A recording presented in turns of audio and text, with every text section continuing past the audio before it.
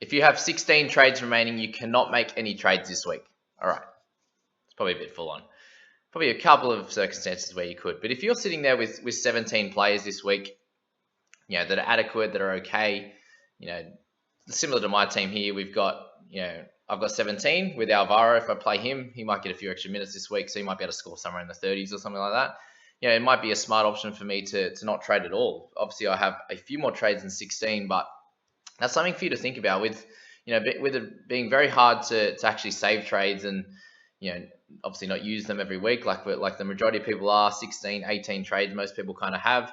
You're going to quickly run out of trades, and you're going to be looking to use a bunch probably when round 13 comes out. At the moment, we're probably all speculating a little bit as to who's going to make Origin, who's not. So it might be smart to hold a couple this week, or maybe just use one, because when we actually look at what's going to happen here is round over that next 7 rounds we have.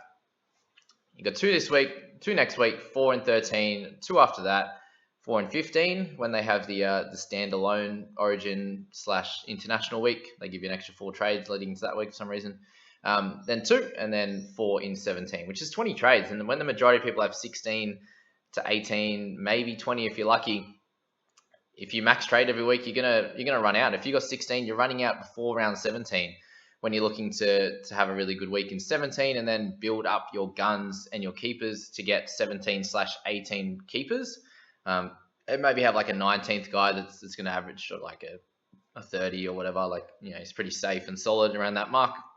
If you have a couple of injuries and suspensions, you can use that for the last bunch of rounds. And remember, we're not even halfway through the year yet.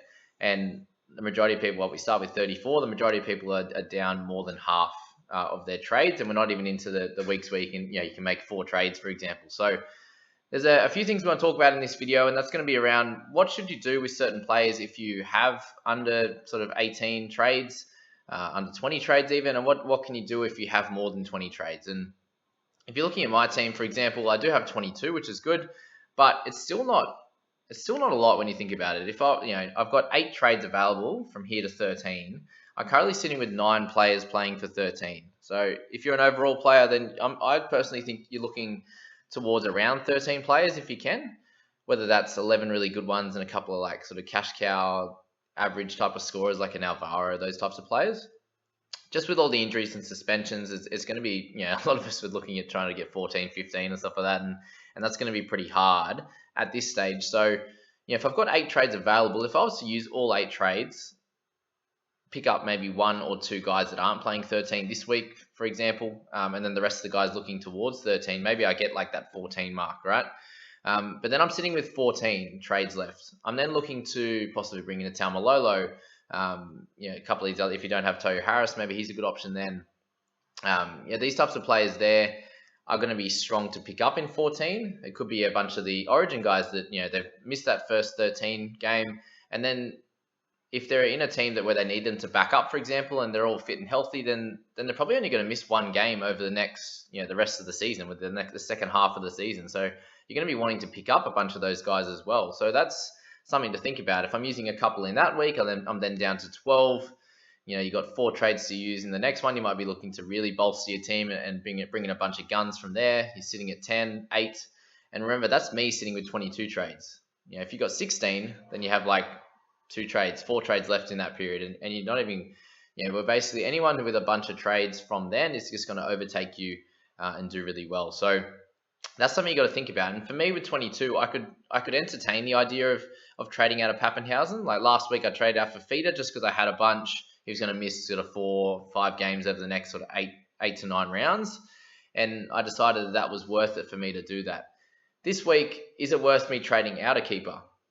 A second time in a row with Pap. And yes, it's kind of, you gotta work it out. You gotta think of it as in the now. So we obviously hold him this long, he gets injured again, and you gotta look from here on in. And he's gonna miss this game. He'll probably be back for round 12. I'm sure Storm would like him to play, but if he's thinking about getting a gig in Origin, then he should get a game under his belt, I imagine, before then, because he has missed a bunch of time. So you'd think he'd play around 12. He'd miss 13. If he's only off the interchange bench, he should be okay for 14, for example, and play the next bunch of games. So he's going to be missing a couple more. And for Pap, who's a top 2 fullback, same with Fafito as a top 2 edge, they're the types of guys you want to try and keep in your team, especially as you're running out of trades. So that's something to think about there. In terms of the other guys in my squad, I've obviously got Simpkin, Stefano, Lanu. Are there other? If I'm looking to maybe make one trade and just trade out a Simpkin, for example, there's not a lot of really good options around that 350 to 450 price bracket. I've only got 7k remaining, so it's hard for me to pick anyone up. Nico Hines is around 450 odd, for example, but a lot of the other cash cows aren't really that strong, or they're not playing 13 or whatever it is. And as I said, when I've got 9 playing, it makes it pretty hard at this stage of the season to do that. So I suppose that's the biggest thing I wanted to talk about was, the amount of trades you have left depends, really makes depends what you can do with them, basically. Can't get the right word. If you're sitting with those lower ones, then it's probably the smartest option not to trade out these guns or go sideways from here. Like if you've got a 550k player, maybe you're looking to trade out Momorowski this week. It's like, well, do you go sideways to a guy that's in the 500s mark that you might have to trade a little bit later on down the track? It could be, you're thinking about, I'm going to trade Radley in, for example, at 465k, and it's like, well, is he actually going to be a keeper long term into the season, or is he just going to make a little bit of cash and score okay for your team? And will you be able to trade him out later down the track, or is it smart right now to just, if you are going to upgrade one of these mid-range guys, then you want to go straight to a keeper? And we look at someone like Sam Walker, who's averaging 48 since he's come into the game, and at a 48 average, he's a little bit undervalued, for example. But for him, if you can move him up to like a Moses or something like that, I'd be like, okay, that's cool. You bring in a guy that's playing 13 who is a keeper in their position. You won't have to trade them out again for the rest of the year. Okay, that would be fine. Someone like Schuster, he's averaging 51, and it's like, well, why? What's the point in actually trading him out? He only misses 1 game over the rest of the year. He's dual position. Is it really smart to trade out someone averaging 51 who's a little bit undervalued with dual position, missing 1 game? There's all those things that add up, and it's like, well, why am I actually thinking about trading him out? I could look at Welchie.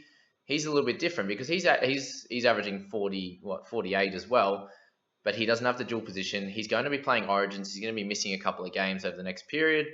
He's probably someone that you can go, okay, he's not a keeper, I'll move him up to a keeper. Where Schuster's only going to miss 1 game, and both averaging very similar. Schuster 3 points more. You're going to get that extra 3 points a week. You're also going to get him for an extra week in round 17. So these are kind of the things you want to be thinking about when you're looking to trade players out. Watson, for example, is sitting around that 52 points, and it's like, well, do you even worry about trading him out? He's got his minutes back on the weekend. Will he be losing them going forward? Will he stay the same? Because if he's getting 50 minutes, he's that kind of 50-point player. So they're all things you got to think about, and especially in your centers as well. For example, is like we're all playing center roulette, trading in blokes in and out. The suspensions in there. If you've got Peachy, he's out for 2 weeks. You're definitely going to try and hold him because he plays in 13. Even Roger, for example, a lot of people are like, I've got to trade him out, but he is averaging 49 still, and you haven't had to worry about trading him all year. You haven't had to worry about suspensions. He's played every game. He's done his job. They're the types of guys, if you're sitting under 20 trades, it's just like, we can't even entertain trading them out. He misses 1 game over the rest of the season. The only ones you can entertain trading out is those guys that are not going amazingly like him right now. He's obviously had a few lower games, and if they're missing a 2 to 3 over the next period, then maybe they're the ones you try and trade on. So yeah, I suppose that's the biggest part I want to talk about with those trades around that.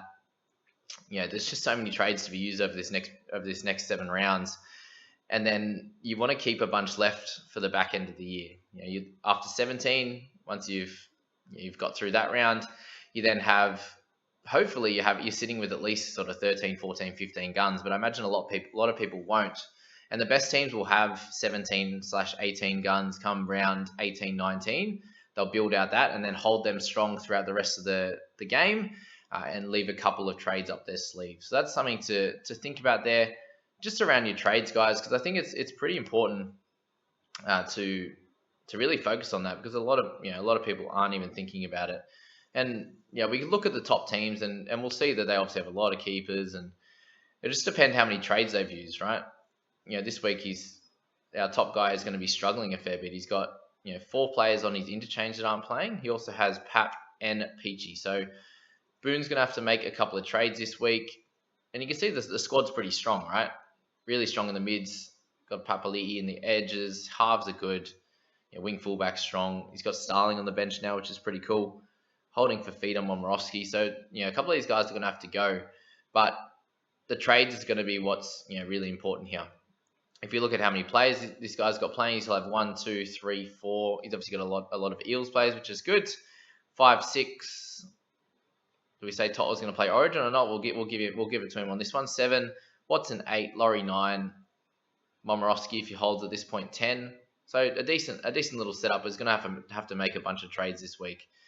I wish it told us how many trades all these guys had left, because it'd be interesting to see that. But you can look at the team value as well. So it's 13.8 mil.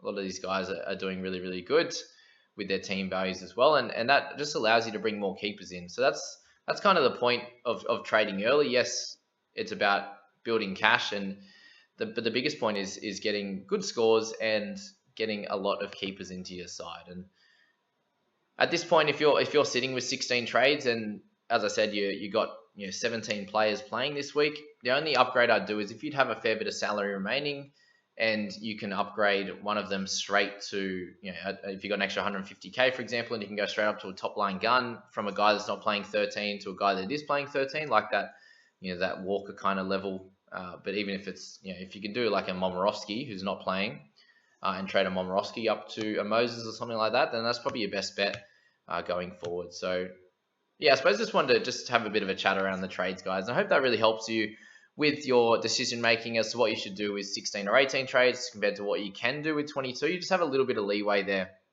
to trade a few of these guys. If you need to get some extra points, if you're looking to build your keepers for the year, then you can do that. So I hope you guys enjoyed that one. Hope you got a lot out of it, and we'll catch you in the next one, guys.